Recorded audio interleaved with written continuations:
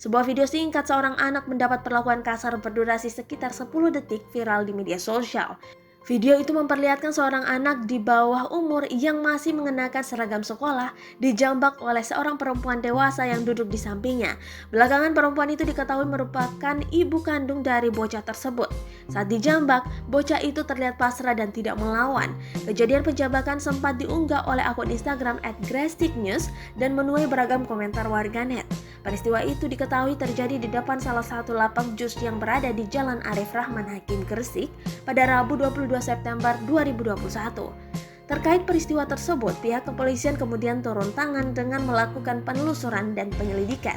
Polisi memastikan pelaku yang melakukan penjambakan adalah ibu dari anak tersebut. Adapun perkara kekerasan itu telah diselesaikan dengan mediasi.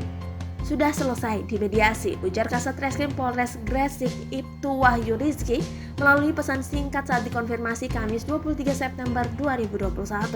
Wahyu menerangkan, kasus ini terjadi karena pelaku kesal terhadap anaknya yang tidak berkenan makan di tempat pedagang kaki lima. Korban sempat meminta kepada ibunya untuk dapat menikmati makanan di tempat tinggalnya saja. Geram mendapati jawaban si anak, sang ibu kemudian secara spontan menjambak rambut anaknya.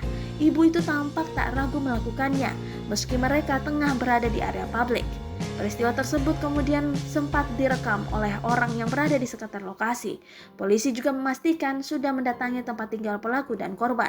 Pelaku mengaku menyesali perbuatan yang dilakukannya.